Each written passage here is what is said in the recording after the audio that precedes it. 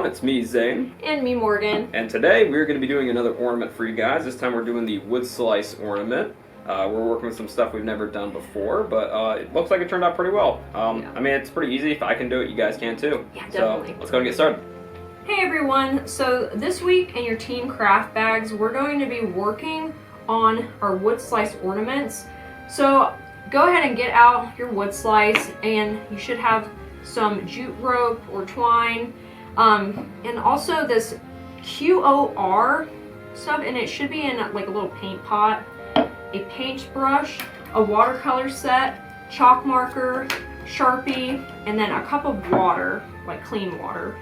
And I went ahead and already put a layer of the QOR stuff on here and let it dry, but I'm going to show you how to do this because you're going to want to paint the QOR stuff on here and leave it dry for about 24 hours. But I'm going to go ahead and show you how to do that first. Pretty simple, you just brush it on. It's kind of a weird texture, like really foamy. Spongy. Yeah, it's kind of like you're brushing icing onto something, or maybe like marshmallow fluff. It's kind of weird, but it's also nice. So I'm going to brush it not too thick onto here, but we want to cover up the grooves in the wood. So we're going to leave it a little bit thick, but make sure it's just flush or flat.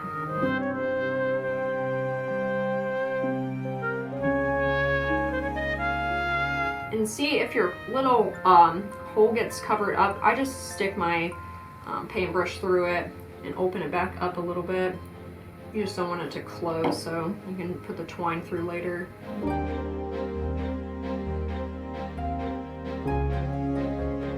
Alright, so now I'm brushing it straight down, like a straight motion, just to make it flush and not have a bunch of lines everywhere. And after that, you just leave it dry for about 24 hours.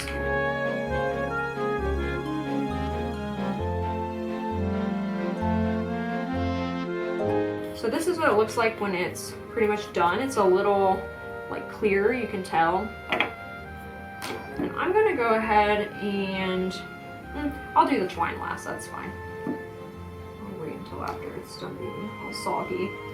So first thing you're going to want to do is take your water, and I'm going to start here in the middle and just make it a little damp. Just like right in the middle here.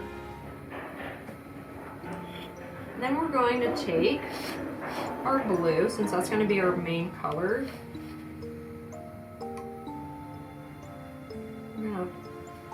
Add it onto our paintbrush, and then at the top we're going to have our brush on the side and kind of just like smooth it out, like have your brush laying flat and just kind of do a like this motion, like a snake motion, like that. And then we're going to do the bottom part too the same way. So snake motion, or like an M or a W, up and down, up and down.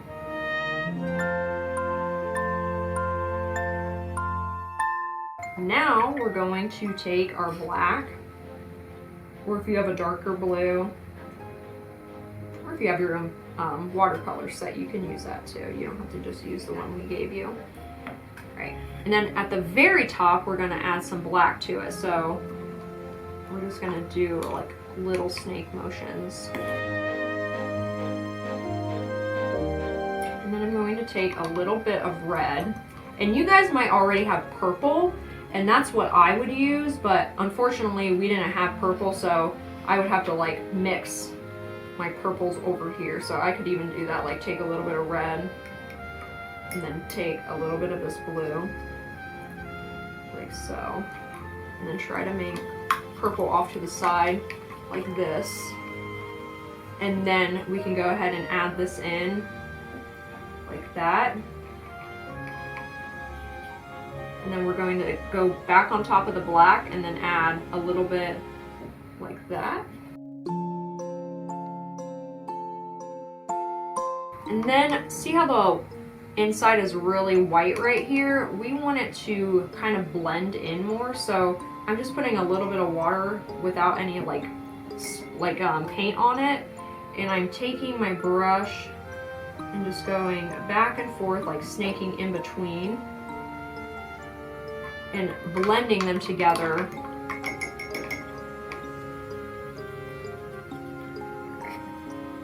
I'm gonna make some more purple off to the side.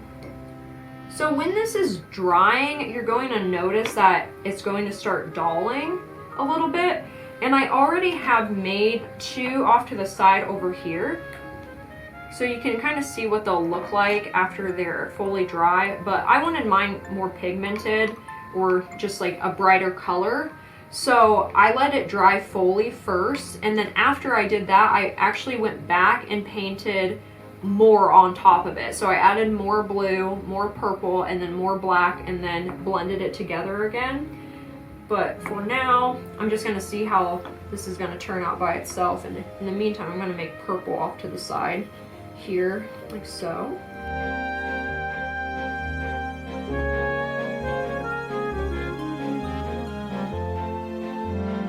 For now, I'm gonna go ahead and let this dry for a little bit because it takes some time. When we come back, I'll see if I need to add more watercolor paint or if it's good, but we'll be back in a few minutes. All right, guys, now we're back, and these are dry. So I did like another little bit of purple on top of this because it was a little white through here. Kind of see how this one is a little white. I just went back over with my brush and added a little bit of purple in the middle here and smoothed it out, but that's how that one came out. And then I actually took the one that I said wait for like 24 hours to dry, but I let it dry for about an hour, and then I did like the same technique, but I used a teal and blue pattern or color scheme instead of a purple and blue color scheme. So it turned out more like Northern Lights, which is really, really pretty, but you can tell the difference between one that has dried in an hour. It's really streaky. For this specific project, that's fine, but you can tell on the 24-hour one, it's a little more smooth and it's not so streaky like this one, but it still turned out pretty cool regardless. But now I'm going to show you how to draw on your trees and your nighttime sky. So first we're going to take your Sharpie, and then we're going to make the base or the trunk of your pine trees. So I'm going to lean the marker at an angle to make the trunk a little bigger at the bottom or wider. And then when it gets closer to the top, you want it to make it more pointy, like a pine tree. And then you literally just want to make some lines like this and just kind of scatter them. Like when they get closer to the top, the smaller the branches off to the side are. And then when you go down farther, they get wider and wider and wider until you get something like that. So it'll look kind of like a spine or like a fish bones or something. And then you can go back and add a little bit more and fill it out. So we're kind of doing like Bob Ross's Happy Trees, like that technique if you've ever watched his videos. So once we have that, that one looks really good. And see, it does not take that long to make a tree. It's very simple. So we're going to do another one. I'm going to make this one pretty tall.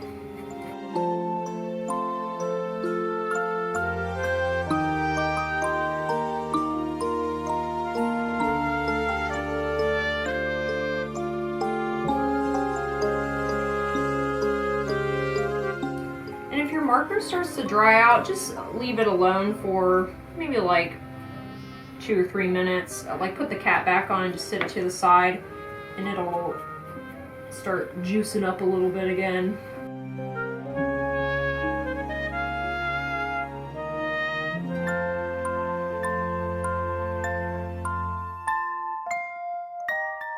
Alright, so I have all my awesome looking pine trees now.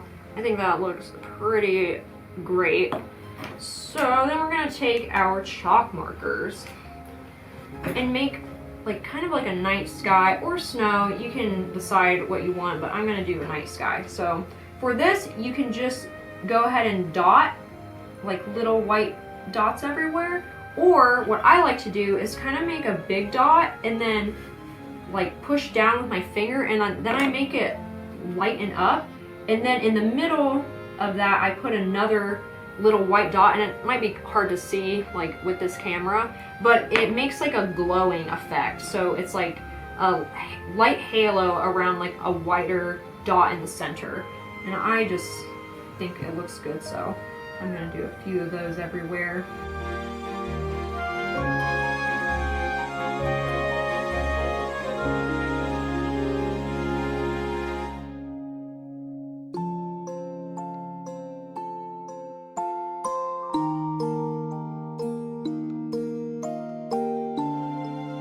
So that's pretty much the painting part. And now for the last part, Zane, if you could hand me a pair of scissors real quick, because I didn't cut this like yours did, or I did for years. But I'm gonna go ahead and cut maybe like this much. Zane, here, I'll cut yours too. Thanks. No problem. So, like maybe about a foot. And we can cut the extra off too. But we're going to put it through, obviously, the center here. There's actually different ways to do a knot like that. You could put like both strings through.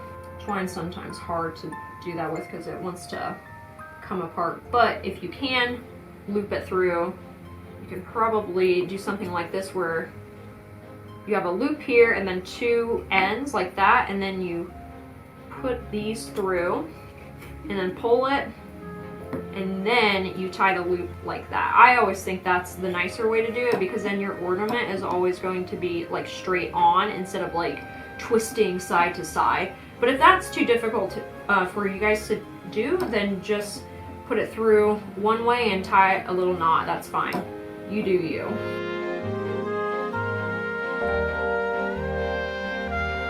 Here you go. That's what it looks like. These are so awesome. Yeah, it turned out pretty well. Yeah, I love how this looks. Zane, let's look at yours, because you did a teal one. Yeah, sure. Okay. Here, Zane hasn't got his little string on yet, but look how awesome.